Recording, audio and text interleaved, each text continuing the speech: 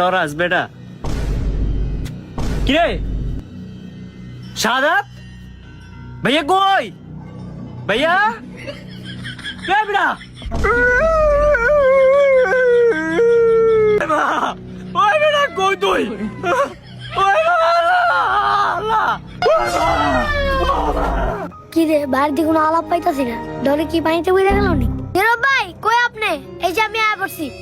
কি তোরে তুই আমার ডরটা দেখাইলি আজকে তোরে খাইছি রে আমি কিরে